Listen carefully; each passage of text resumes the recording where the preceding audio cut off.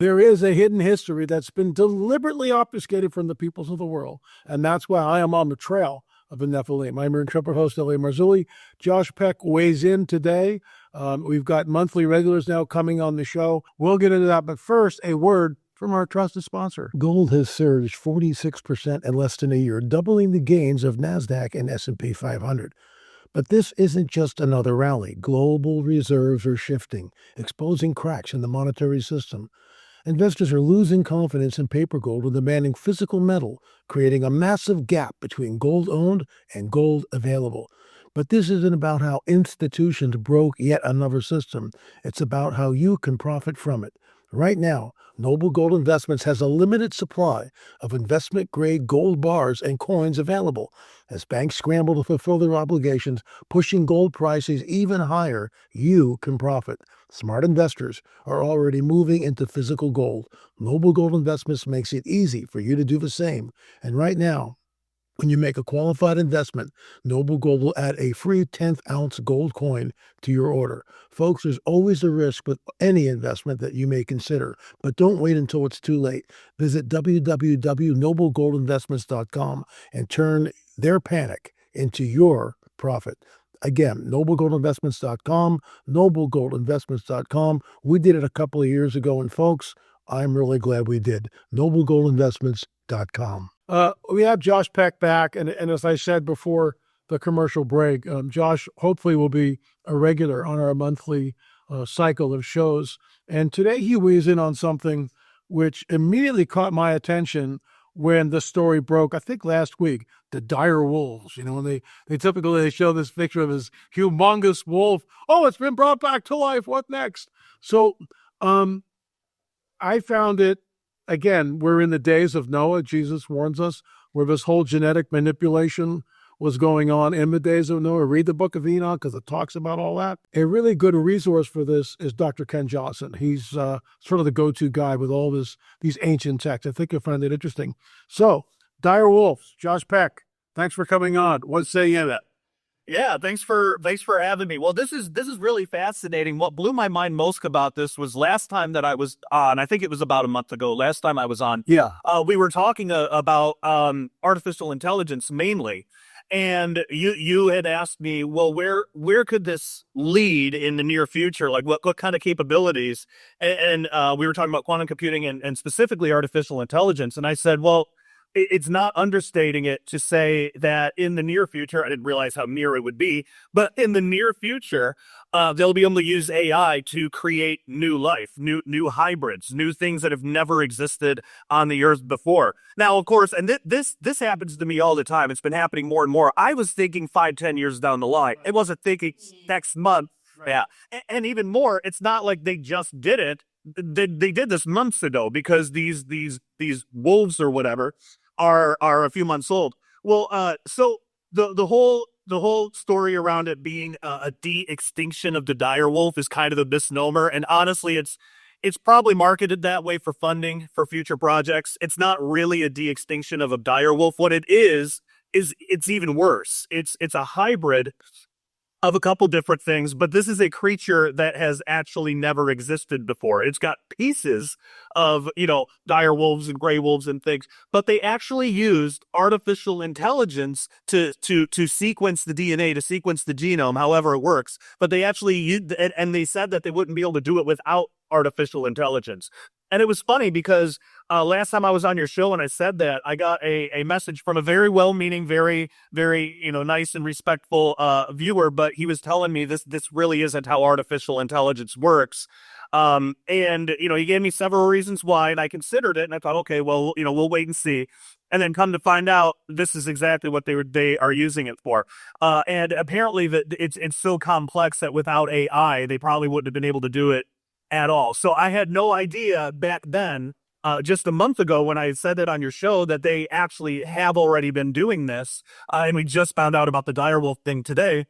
Or not today, but I mean, like a week ago or whatever. We just found out about it now, but it's been going on for months, which makes me think of what else they might have that they haven't told us. I think they're testing the stage right now to see what the public reaction to this is going to be. And so far, except for people like me and you and your audience and my audience, and except for us, our little fringe Christian corner of the bowl, most of the world is positive towards this. Like, oh, the puppies, they look so, yay, we brought back something. It's amazing. But nothing got brought back. This is a hybrid, and this is the kind of stuff that fallen angels and Nephilim were doing. Right. Even the Nephilim were, there's extra biblical texts that talk about, like Enoch and Jubilees and things like that talk about how they sinned against the birds and the fish and the animals. So it wasn't just that fallen angels mated with humans. That was the big one. But the Nephilim were doing this too. They were creating new things with animals that existed and stuff. And here we are, I believe, demonically inspired, Yes. inspiring people, because what are demons but disembodied Nephilim? Demons are inspiring people to do this yet again. There's this big drive to, quote unquote, bring back these extinct animals. But really, every time they do it, it's a hybrid. It's never going to be the exact animal that went extinct. It's going to be some hybrid of that and something else. So yeah, it's a crazy story, and it blew my mind. Like right when the news broke, I had to email you, and I was like, LA, we were just talking about. I know. And they're actually using AI to create these new species. And I had some people telling me I was crazy for that. Well, that's exactly what's happening. So I appreciate you having a show and letting people like me come on and talk about this stuff, because we're here. It's the days of Noah, right? Well, and that segues. That was my next question. I mean, Jesus warns us out of every passage in the Tanakh, the Old Testament, that he could point to. He goes, hey, guess what? When I return, it's going to be like the days of Noah. So let's just walk through that, and I want you to weigh in on this. Let's go back 100 years. It's not the days of Noah. We're not looking at that, but now it is. Now it is. And it's unbelievable. Your thoughts? Oh, yeah, 100%. 100%. And because what marks the days of Noah more than anything else? A lot of people will say, well, the flood. Yes, but what caused the flood? What was the reason for the need of the flood? And it was because everything was corrupted. Everything was different from what God had created it to be. It had been corrupted into new species. And again, it's not just the Nephilim. If we take these other extra biblical texts seriously, like Enoch and others, and I do, I at least take them seriously, then there were other animals, other creatures, other hybrids around. And something I've wondered too, and I'm actually curious what you think about this. If we were to find a fossil because I fully believe that there were hybrids. It wasn't just the Nephilim, that somehow they were doing it too with the animals. If we found a fossil of some hybrid animal, would we even know that it was a hybrid, or would we just call it something and just assume that it was a natural animal that lived a long time ago? And I wondered about that before, because on one hand, like, I don't have enough evidence, and I don't know enough about how you would even test for that. You probably know more than, because I know you do a lot of DNA testing and stuff in your research. So I'm curious to know what you think about this. Because I've heard people say, well, dinosaurs were probably just Nephilim experiments. I don't know. Like, would you be able, like, is there a way to even be able to tell? Or would it, if we found the skeleton of a hybrid, would we just assume that was a natural animal long ago? And is that perhaps why a lot of these animals are extinct, because the flood wiped them out? I'd really like to know what you think. What do you think? Well, I mean, I hear what you're saying, and I mean, it's so enigmatic. When you look at the dinosaurs, I've always believed that the dinosaurs were, in other words, this goes back a long time, and I'm an old earther, and I know I get in trouble the moment I say that with some of you well-meaning folks out there. Please don't email me, but I believe that something very cataclysmic happened with the fall of the dragon, Satan, Lucifer. I believe he was here on earth. He created the dinosaurs, and I know that's, when I say create, he didn't go ex nihilo, but he took genetic material, and this is conjecture, because, God just doesn't destroy something for the heck of it, right? Right. So we know that they existed. The creation guys, with all due respect to you, you have this little truncated view of the universe. You put everything into a 6,000-year-old box, and I get that, and that's okay. But Genesis, the very first verse, something cataclysmic happened to the earth, in my opinion. Read G.H. Pimber, Earth's Earliest Ages. Is it possible, and we don't know, but is it possible that the dragon creates these these entities, this whole dinosaur kingdom. And then the Lord goes, that's not what I'm asking for here. And that starts, maybe that's the trigger for the main rebellion. I don't know. I mean, we're not given any information. I don't, you know, it's, and what's scary about this, they have found in fossils, it's in our very first Amitrov and ethylene film, where we sat down with a man who was fired, I think it's UCLA, for declaring that there was soft tissue found in the so-called fossil, whatever. It's like, if it's millions of years old, I'm not buying that. So look, the bottom line is, we don't have all the answers. We don't. I believe that mankind now is very new. 10,000 years. And that's not that far away from 6,000 years. I mean, so just extend that a few. I mean, and something happened again, after the flood. I think, and I'm kind of hopping around here, but I think the pyramids are pre-flood, and that was destroyed deliberately. That was a whole network. So, we get some of the answers, but I certainly don't have them all. I keep all this stuff on the back burner. I'm not an intellectual concrete with it, saying that, well, it's got to be this. Otherwise, I don't know. I don't have all the data. Nobody does. So we wait and see. Moving over to the pyramids, if that data holds, and I interviewed with two scientists last week, was on our YouTube channel here, Biondi and Malanga, and there are two satellites which are in the air, made by two different companies. And they're going crisscrossing and going over Giza in all different directions, because every time they fly by, they can take another shot. They did it numerous times. It seems like the data is holding. Pre-flood architecture, in my opinion, absolutely. So, you talk about the dinosaurs and the Nephilim, mixing of the seed chimeras in, Greek mythos. I remember hearing this from Chuck Missler years ago, probably 35 years ago, something like that, where Chuck was stating that, the whole idea of minotaurs and centaurs that's Nephilim, that's fallen angels messing with the genome. So we know we're in the days of Noah. To circle back, this is the days of Noah. And the fact that, moving back on target with the dire wolves, you're right. It's not a dire wolf. It's a different species. It's something that we've never seen before. So human beings are playing with the genome, days of Noah. He's got to come back. And then you get AI. So now you can't tell what's real and what's fabricated anymore.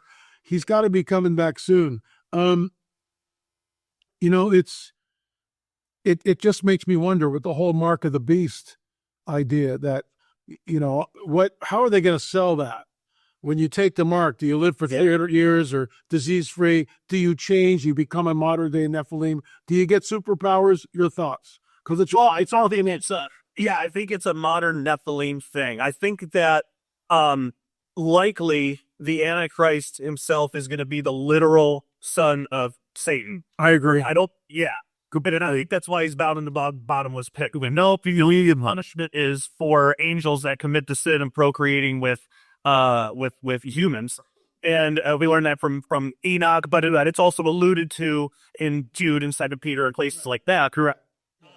But the punishment for that is being bound in the bottomless pit. Well, Satan is bound at the end of the tribulation. So I think that the Antichrist is a literal son of Satan, meaning that to a certain extent, angels have like an immortality. They don't die in the way that we do. I mean, they will at the judgment because God's going to, but that's the fallen angels. But there's some like angelic genetic attribute of immortality that they have that we don't.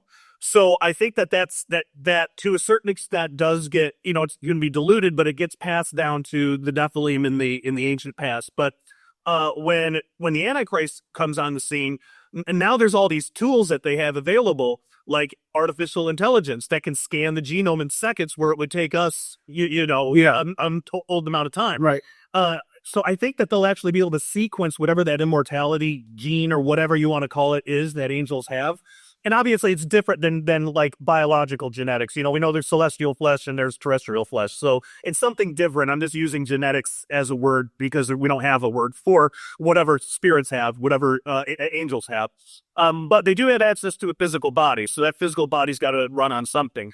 So I think during the tribulation, what the mark of the beast is, or at least part of it, what it can do is it's almost like the way that in a perverse way, the way that Jesus shed his blood for us. Right. I think Satan's going to do a twisting of that, and it's going to be the blood of the Antichrist, the son of Satan, but it's going to be something in the genome, in the DNA, something about the immortality that they can sequence out. Because we read that when the locusts come, that these people, they're the only ones that get attacked, the people without the seal of God on their foreheads, and that they can't die. They seek death. That's What is that? Exactly. yeah. What is that? What could that possibly be? Right. Well, if we know that immortality is at least an aspect of the angels. So if that gets sequenced somehow into whatever this mark is and changes people who take it into modern day Nephilim, then it all makes perfect sense. It also makes perfect sense why there's absolutely no redemption, because for the angels, there's no redemption. Once an angel falls, it's fallen. That's it. No forgiveness, no plan of redemption, nothing. And also why you have to literally worship the beast in order to receive the mark. You can't be tricked into it. Somebody can't just force it on you. You have to willingly deny Jesus to accept this thing. So you go through the spiritual death, and then you go through this transformation into this modern Nephilim body that probably has all sorts of capabilities that human beings don't. One of them we know of is the inability to die. Right. Until Jesus returns, then they're going to be, in a sense, living forever in the lake of fire, which is horrible.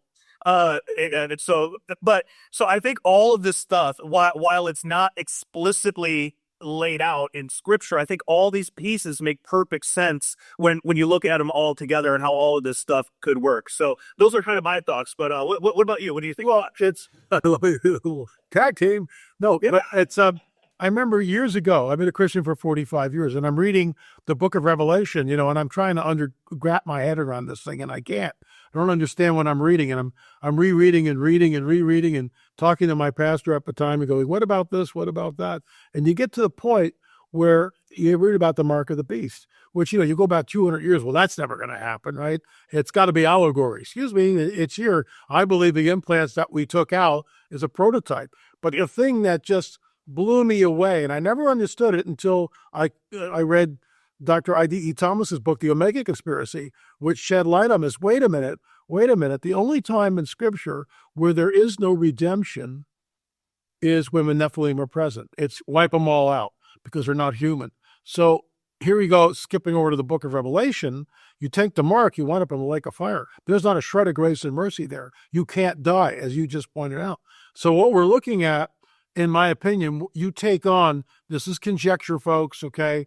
But you take that mark on, you take on the DNA of Satan himself. That's why you no longer are human. You can't die, and that's why there's no grace and mercy. Your DNA changes in similar ways the way our DNA changed way back in the garden. Something happens to Adam and Eve. They know they're naked. They're hiding from the Lord. So, you just don't wake up in the morning, eat an apple. It's not an apple, but whatever you do, and then you're hiding from the Lord. Why would you do that? Yeah. Why do you know all of a sudden that you're naked? Who told you that? So something happens. I believe it was a instantaneous change somehow to her DNA in a similar way. Days of Noah, here we are, right? Similar way, mixing of the seed. You take the mark, you wind up in the lake of fire. Not a shred of grace and mercy. And the only time that I see that in Scripture or with a Nephilim present, I'm going to throw something at you. Yeah. Years ago, there was this guy who emailed me, and he was part of some sort of military liaison where he said, I am stationed here, and they are bringing the bodies of the giants to us, and we process them, and we send them up to Wright Patterson. Well, why not just fly the bodies, directly to Wright Pat to begin with? But it was on the East Coast, and, they allegedly, right?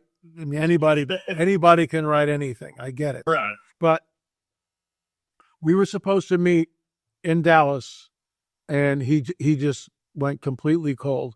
Never heard from him again. The point I'm trying to make is we have too many stories.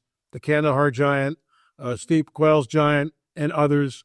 I think they're taking the DNA from these things and doing something with them. Your thoughts?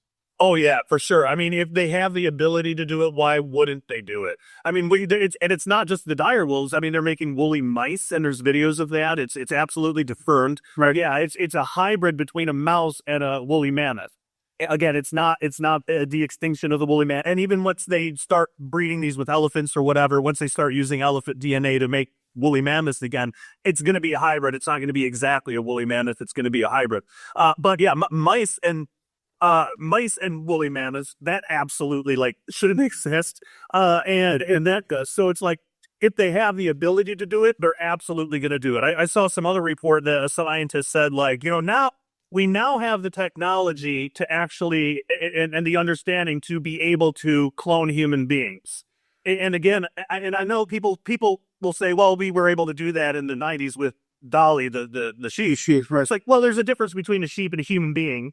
But just the fact that they're able to do it, and I'm sure AI had something to do with that to sequence the genome or to make it understandable. Whereas with humans to decode all of that would take a while. But um, what would stop them from doing it? Like, if they can make a dire wolf, what's going to stop them from doing it? They did it, and the world is applauding it. For the most, Exactly. the only people that aren't are people that watch shows like yours. If it turned out that they actually did clone a human being, it would not surprise me. So if they would do that with humans, of course, if they found Nephilim genetics somewhere, if they found a body or even a skeleton or anything that they could pull DNA from, or yeah, anything, why wouldn't they? What would stop them? Yeah, there's technically laws against, human cloning, but this wouldn't be exactly human. So, and they could do it in secret. And it's at the point where you don't even need the government involved or anything. Private companies are doing this. If they wouldn't have come out with that direwolf story, there weren't, as far as I know, there weren't even any rumors about that before. So nothing was leaking. I didn't hear anything anyway. And it was just all of a sudden one day it's direwolves done. Yeah. So if they did that they probably wouldn't do it with a human unless it was some other country like come out with big news like that, just because there are laws against it now. But like a Nephilim, a giant, they would frame it different. They wouldn't call it that. They would call it something else. But yeah, I absolutely think that's at least possible. It's one of those things like, I'll believe it when I see it, but it would not surprise me one bit if that's going on. You get into the idea, and late Russ Isgard talked about this, the idea of super soldiers. So, Yeah. and that's alluded to in the Bourne, that whole film series where he's up for days, right? How does that work?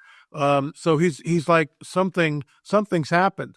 So I mean, some of these scientists in deep, dark underground labs, a segue. I remember a number of years ago, probably about 10 years ago, there was an article I read where where a bunch of labs over in England, well, we've taken these embryos and we've inserted human DNA with them, and they actually began to grow, but we destroyed them all. And I immediately said, excuse me, I'm not buying that for a minute. Yeah. Why even telegraph to the, and of course, nobody bats an eyelash. Nobody says anything. So can you imagine when the restrainer, he who restrains is taken out of the way, Yeah. where all hell and hell's kingdom breaks loose? What are your thoughts there?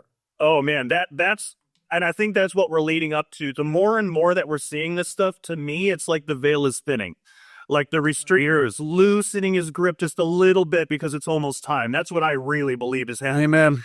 Yeah, and so this is also why I think it's possible there could be a long gap between the rapture and the tribulation, because if the Antichrist is the literal son of Satan, I don't know that I don't think Satan can actually can impregnate a woman right now because of the restrainer, because we've got ancient church father texts that talk about like Apollo not even being able to talk around the presence of born again believing Christians. So, and Christians are everywhere, for the most part. So, if the oracles can't even talk, if the Old Testament magic that used to happen all over isn't occurring now anymore, at least not to that extent. It's really muted, if it's anything at all. It's really restrained. I don't think Satan can impregnate a woman yet, but once that restrainer is lifted, I believe he can. And then it's not the rapture that starts the tribulation. It's the covenant, the signing of the covenant with many. Right. I agree. Yeah. So there could be the time for yeah, this child to grow up, get into politics, you know, whatever. And maybe when he's 20, 30, 40 years old, who knows? And it's funny because speaking of Dr. Ken Johnson, that lines up perfectly with the Dead Sea Scroll calendar that says the end of our age is 2075, technically 2076, but 2075, that should be when the millennial reign begins. And so a lot of people freak out because they're like, oh, I got to wait that long for Jesus to return. No, I'll be dead. No, because there could be a long gap between the rapture and the tribulation. There also could be a gap after Jesus returns and the setting up of the millennium kingdom. We don't know how long it's going to take for people to have to clean up the earth and, you know, build the temple, build the city. Also, It's an absolute mess when he returns. yeah, exactly. And I don't think Jesus is just going to snap his fingers and then all of a sudden everything's fixed. I think that I agree. people are going to have to build that. It's just like every other temple before that. So yeah, for all those reasons, what it tells me is the restrainer is starting to loosen his grip, I think, a little bit. And some of these things are starting to squeak through. But when we're out of here, when we're gone, and this should light a fire under us like no other. People that are watching, if you've got friends or family that you've been meaning to talk to them about Jesus, and you just been, you know, nervous or just didn't know what to say, or you don't want to offend them, hey, would you offend somebody to save them from a burning building? Exactly. Of course you would. We're in that territory now. You got to talk to these people. This is like the biggest straw man argument against the pre-trib. They say, well, you're just waiting to be escaped. It's like, no, I think the other rapture, you could say that about the other rapture views. If I knew it was post-trib, I don't think I would be as motivated to try to go out and get people saved or you know, talk the way that I'm talking now on shows like yours and do these interviews. And like the main message that I always try to drive home is like, get out there and tell people about Jesus. The time is short. The time is short. The time is short. If I knew that I had another 7 years at least and the Antichrist and all this stuff, I don't know that I would be as motivated in that way. Having a belief in a pre-trib rapture should absolutely light a fire under eyes no one else has. I agree. And especially when we see these things, we can see the signs of the times, you know, and Jesus expects us to see the signs of the times. We live in such a weird world. It's so much weirder than it's ever been, except for Unprecedented. Wow. Exactly. And all of this is going on while we have the restrainer in place. See, in the days of Noah, there wasn't a restrainer. So it was a lot more of the dark occult magic stuff. But now, because there's a restrainer, now it's technology. And I believe just like just like Enoch says, how the Watchers came down and they taught man, technology and war and all this stuff. It's the same thing happening again, but now it's in a world, now it's in our age of grace, or at least beginning at the end, what I believe, the end of our age of grace, right before the rapture. It's going this technological route where it almost does look like magic. We could just explain it through science, but it's still achieving the same goals. It's making hybrids. It's Satan's plan to make a new life and to destroy humanity completely and to try to foil all God's plans. So 100% I agree with you. We're right on the doorsteps now, and the tribulation, folks out there, you don't want to be around for that. It's going to get a lot worse. Get saved now if you haven't already. Get your friends and family saved now if you haven't talked to them yet, because they don't want to be around here for that. You know, it's the wrath of God. It's not something that you want to go through. And you know, you say, well, why is God so angry? Well, for starters, 1 billion babies have been slaughtered in their mother's wombs. That's a real number, 1 billion. What does that look like? If you started from the North Pole and went all through Canada, North America, Central America, all through South America to Tierra del Fuego, you wouldn't see one human being. That's 1 billion. You can get your head around that. Because if you say 1 billion, well, what does that look like? Well, that's what it looks like, not one human being. So we need to let that sink in. That is an unprecedented statistic in all of history. I mean, that's never even come close before. And by the way, I know I'm going to get a lot of flack here for this, but Sariel is the fallen angel who taught how to kill the embryo in the womb. That's from the book of Enoch. So let that sink in. That's the first abortion that we know about. And I know that's a hot button issue, but yeah, well, no, and you're absolutely right. And a lot of times when people hear that number, it's like, wow, that's a big number, but they sort of think of it as like a homogenous group. But when you think about it from God's perspective, each individual baby that was killed, that had its own DNA, its own plan. The man was never to be killed, but in the world we have free will. God affords us free will, but God had a plan for each and every one of those babies. And then we go in and just slaughter them. Like, of course, that's going to upset him. I mean, ask any parent that has lost a child or either had a child that's sick. Exactly. Yeah, I mean, you know what that aid's like. Even if it's at an abstract idea, my kid had cancer. Yours did too. Right. I wasn't angry at God over it, but I was angry about it. Like I was angry just about it in general. Like I hate that we have to live in a world that has this stuff. Right. But again, so we can understand a very small percentage of the holy, righteous anger of God, and that the abortion thing is just one thing that's angering him. With all these hybrids, I mean, they're destroying his creation again, and he created this for us. And then we're turning. I mean, not you and I personally, but just humanity is turning around and spitting at God in the face over it. It's like, no, we know better. We're going to make our own thing. We're going to make our own animals. We're going to make our own deal. We're going to do whatever we want. And who cares what you have to say, Lord? Of course, he's going to be upset about that. So it makes perfect sense to me.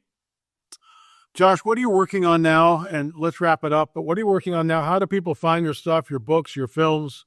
You're always got your hands in at least a dozen pies. I love it. Yeah, for sure. My main personal website is dailyrenegade.com, where people can get full videos of everything that I do.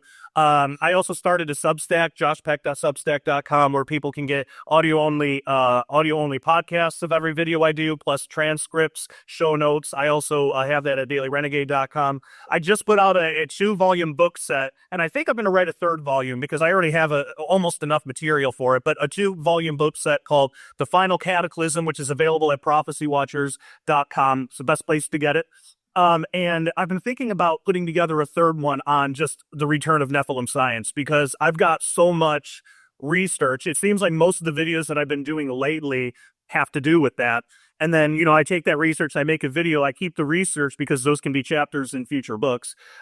So I might make The Final Cataclysm into an ongoing series of books, and maybe, every few months put one out. Wow. So I'm thinking about that. And then, and then obviously I mentioned Prophecy Watchers. That's the best place to get anything that I produce. It is on Amazon, like if you want the audiobook or something like that. But if you're going to get the paperback, get it from Prophecy Watchers. Why support Jeff Bezos when you can support an amazing prophecy ministry that the world really needs more of, if anything? So, those are all, it's all my info. Wow. Thanks so much for coming on the record, Josh. We'll see you next month, folks. There you go. Great. Please check out Josh's links. And, you got to do your homework. You got to do your homework. Get some of his resources. Dive into them, because all it's going to do is expand your worldview as to what's really going on in these last days. Before I leave, here's Ashley to tell you all about our 10-box DVD set on UFOs. Hey guys, I'm Ashley. Today I'm excited to introduce you to something extraordinary. L.A. Marzulli's 10 DVD set called UFO Disclosure. This is not just any collection. It's your key to uncovering the hidden truths about the UFO-UAP phenomenon. Did you know that UFO whistleblowers have testified on the record that not only have we recovered crafts, but we have also retrieved non-human biologics? Let that sink in. The world is waking up to a reality long dismissed as science fiction.